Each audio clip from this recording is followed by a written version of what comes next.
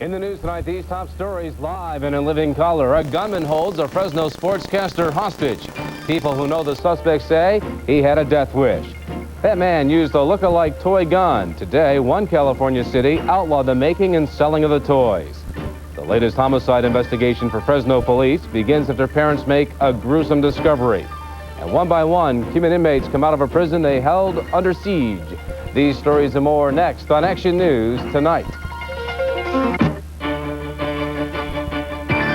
This is Action News, the Valley's #1 newscast. With Don Postles, Dan Taylor on sports, and Angelo Starles with the AccuWeather forecast. Now, Action News at 11. A 21-year-old Clovis man is behind bars tonight after he broke into the studio at television station KJEO and pointed what was first thought to be a real gun at sports anchor Marc. Joe Chabala has been following the story since it began to unfold during the station's 5 o'clock newscast. And Joe's here right now with more details. Don, today's news day began like any other for employees at station KJEO, but this will be a day they will not soon forget, if ever. A few minutes into the station's newscast, this is what viewers saw. Please don't do this, okay? Please don't do this. I will read this on the air. Okay. Well, please don't do it. Please. It's nothing, there's no bad language or anything, okay? Let's just go for it. Read it. Okay, I'm doing this because I'm a Christian who believes...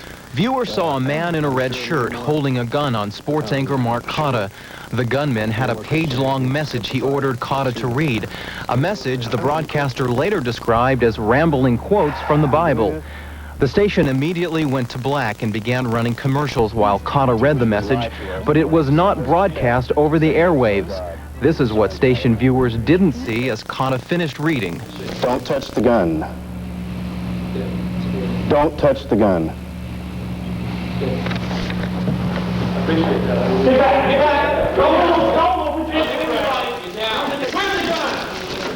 It's up on the TV. Fresno police officers quickly overtook the man, identified now as 21-year-old David Pretzer of Clovis. The gun was a toy, and a short but intense scene was over.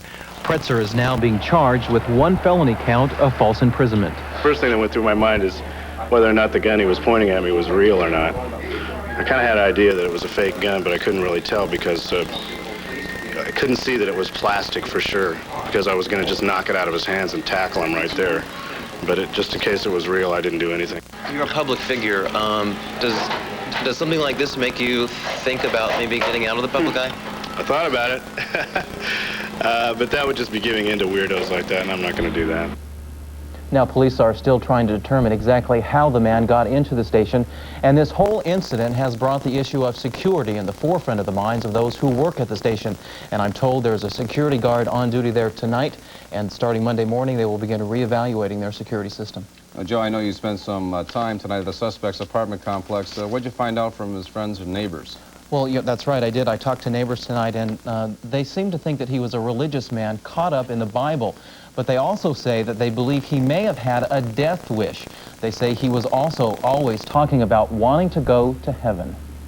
He seemed real possessed by it. He was always talking about it and talking about heaven and what a beautiful place and everything, and how he would like to go there. And it just seemed to be that's the way he thought he was going to get there, was for somebody to kill him so he could get out of it. Now, neighbors also say that Pretzer also had a past history of mental problems. They say a few months ago he walked into the tarmac on the Fresno Air Terminal and tried to board a jetliner there. He almost injured himself in that attempt. Now, Fresno police would not confirm that. However, they did say they have had contact with him in the past, and they've had to evaluate his mental state. And tonight he's cooling his heels behind bars. Right, yeah, $6,000 bail.